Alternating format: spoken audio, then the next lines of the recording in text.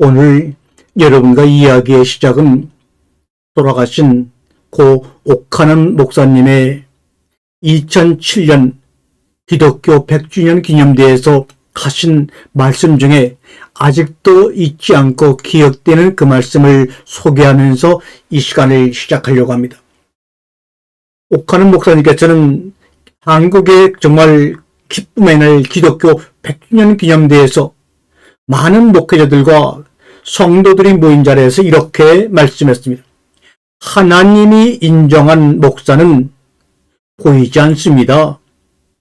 보이지 않는 곳에 숨어 있습니다.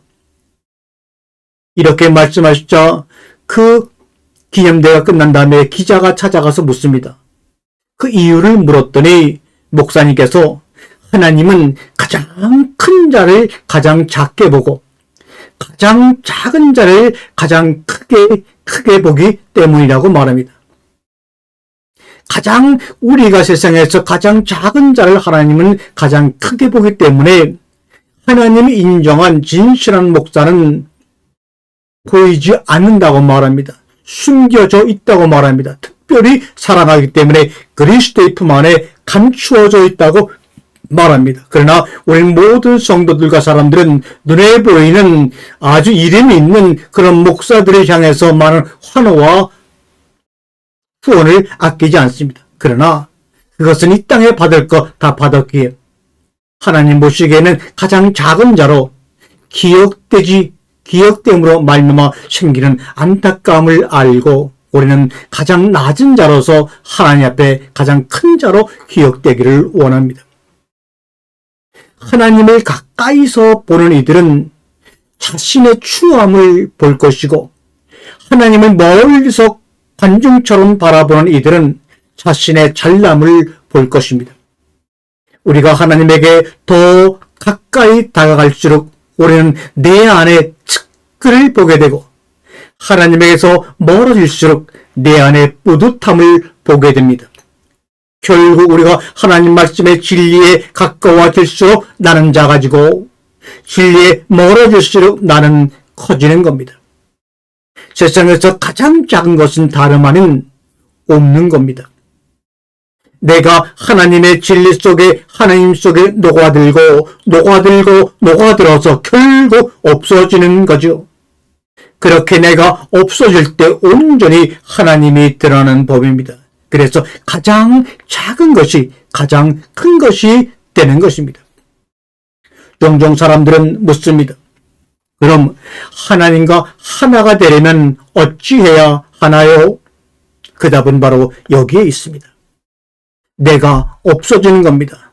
내가 작아지는 겁니다. 다시 말하면 너희가 선악을 알게 하는 나무의 열매를 먹으면 작아져서 죽고 죽으리라. 죽고 죽으리라는 그 말 속에는 너희는 나와 하나가 되리라. 내 속에 녹아들어 너희는 보이지 않으리라. 이런 말입니다. 여러분, 오늘 여러분이 서 계신 그 자리에서 하나님과 나 사이에 여러분 사이의 거리는 얼마나 될까요? 정말로 하나님이 인정하는 사람은 눈에 보이지 않습니다. 왜냐하면 이것은 우리끼리의 비밀이고 그리스도의 비밀인데 그리스도 안에 감춰져 있기 때문입니다. 예수 그리스도의 십자가의 죽음과 부활을 통해서 그리스도께서 우리에게 오셔서 우리를 품어버리기 때문에 보이지 않습니다. 사도행전 1장 8절 그런 자들에게 그리스도 안에 감춰져 있는 자들에게만 말씀하시는 말씀이 있어요. 그 땅에 나온다고 다 이 말이 적용되는 것이 아닙니다. 너희는 땅끝까지 이르러 나의 증인이 되리라 이 말입니다. 내가 작아진 자들에게 당부하신 말씀이 바로 너희는 땅끝에 이르기까지 나의 증인이 되리라 이 말입니다. 그런데 저는 궁금합니다. 여기서 말하는 땅끝의 의미가 과연 뭘까 하고 궁금해합니다. 우리가 사도행전을 쓸 때는 지구가 둥글다고 생각했을까요? 아니면 지구가 네모라고 생각했을까요? 당연히 네모라고 생각을 했기 때문에 땅끝이 있으리라고 생각을 했을 것입니다. 그러나 여러분 잘 생각해 보세요. 우측에서 좌측까지 네모난 땅 끝까지 다 복음을 전하라는 뜻일까요? 곰곰이 생각해보니까 우리 영혼 안에, 내 안에 땅끝을 찾자 이 말입니다. 내 속 가장 멀리, 내 속 가장 깊이 숨어있는 마지막 불완전함이 바로 땅끝이 아닐까요? 그게 나라는 땅의 땅끝이 아닐까요? 온 우주의 아프리카의 사막의 복음을 전해도 내 안의 땅끝에 닿지 못한다면 그것이 어떤 의미가 있었겠습니까? 내가 너희 안에 거하듯 너희가 내 안에 거하라. 내 안의 땅끝에 복음이 흐르지 못한다면 결코 예수 안에 거할 수도 없겠죠. 마태복음에 이런 귀한 구절이 있습니다. 16장 19절 내가 무엇이든지 땅에서 매면 하늘에서 매일 것이요 내가 무엇이든지 땅에서 풀면 하늘에서도 풀릴 것이다. 얼마나 귀한 말씀입니까? 산상설교에도 이런 구절이 있습니다. 행복하여라 마카리오스. 오묘한 사람들 그들은 땅을 차지할 것이라고 마태복음 5장 5절에 말하고 있지 않습니까? 그리스도를 만나는 것은 지구상의 땅끝이 아니라 내 안의 땅끝이 아닐까 합니다. 과연 시간이 있을까요? 시간이 존재할까요? 시간은 흘러갈까요? 그 시간의 모습을 표현한 것이 바로 우리가 사용하는 달력입니다. 우리가 사용하는 달력은 16세기에 만들어진 달력입니다. 그걸 바로 그레고리역이라고 하는데 이것은 그레고리 교황이 새로운 달력을 사용했기에 카톨릭의 영향권에서 모두 그레고리역을 썼는데 이것이 바로 요즘 우리가 사용하는 양력이라는 달력입니다. 그런데 지금도 그리스 정교에서는 예전의 달력인 율리우스역을 계속 사용했습니다.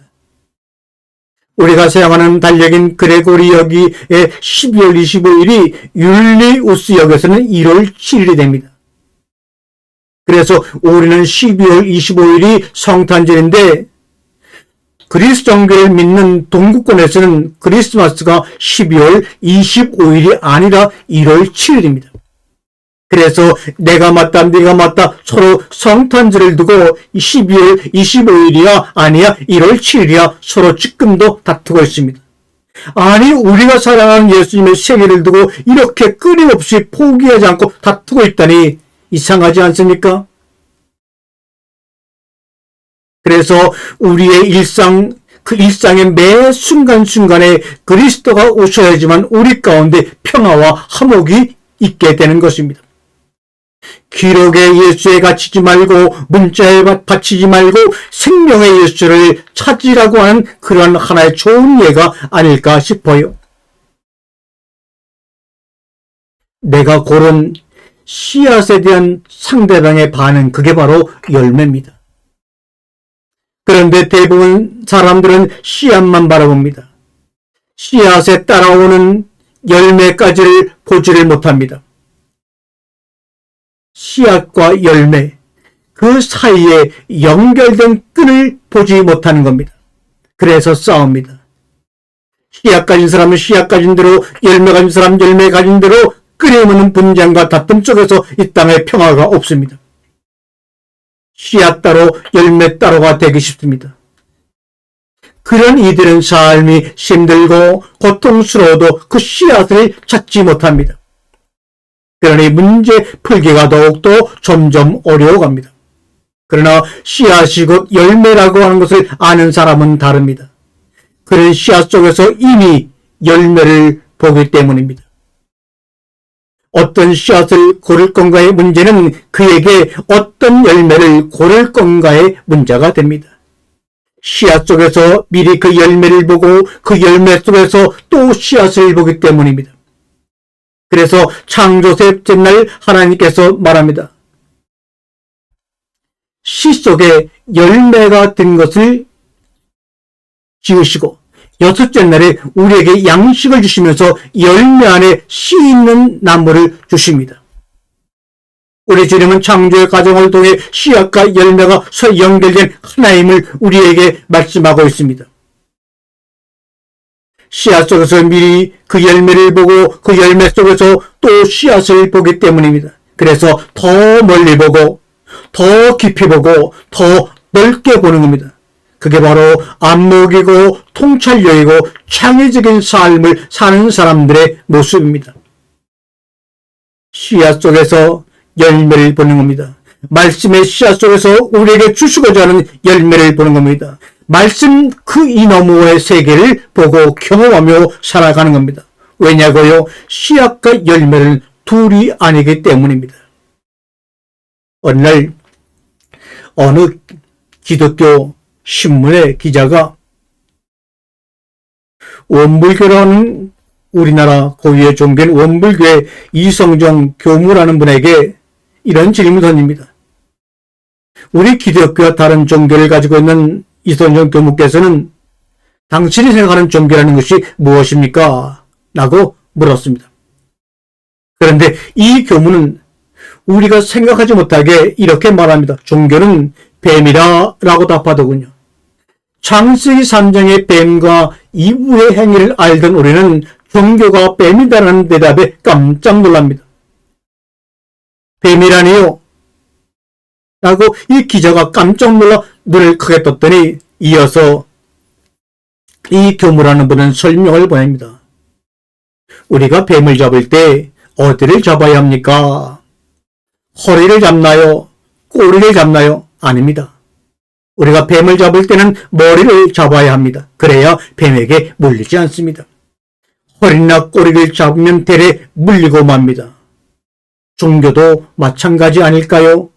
그렇습니다. 종교는 우리에게 뱀입니다. 그래서 머리를 잡아야 합니다.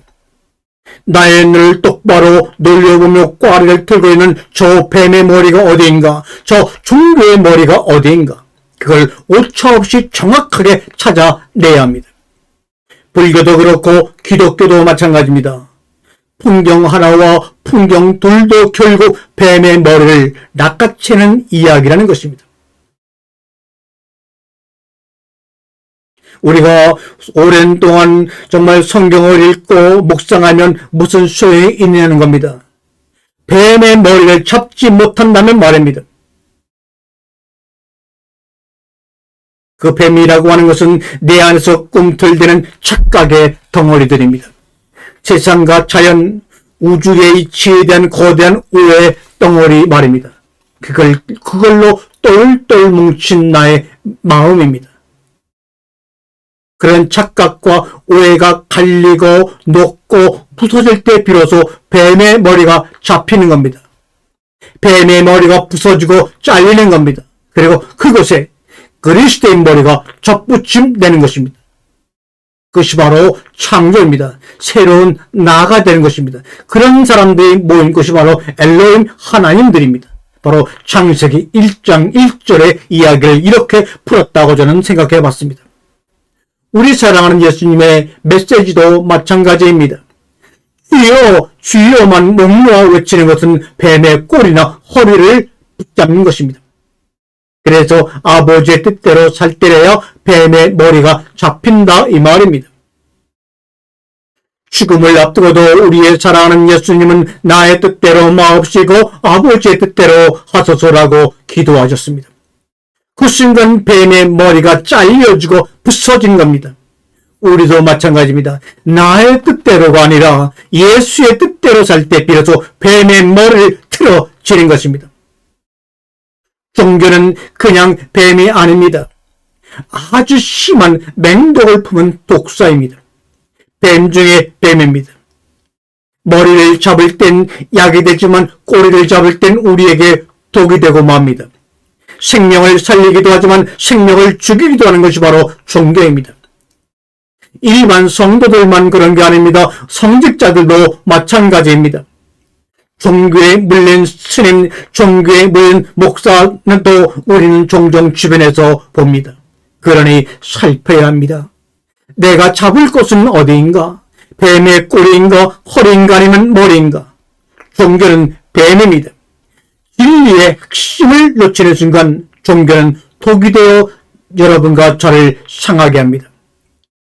그래서 힘들다고 샛길로 빠지지 마시고 그리스도의 머리가 여러분에게 접붙임 당해 메이트라고 하는 하나님의 성전 안에 그리스도의 머리로 새로운 몸이 된 우리들이 함께 모여 살아가는 곳이 성전이요. 거기서 일어나는 모든 일들이 바로 창조의 사건이요.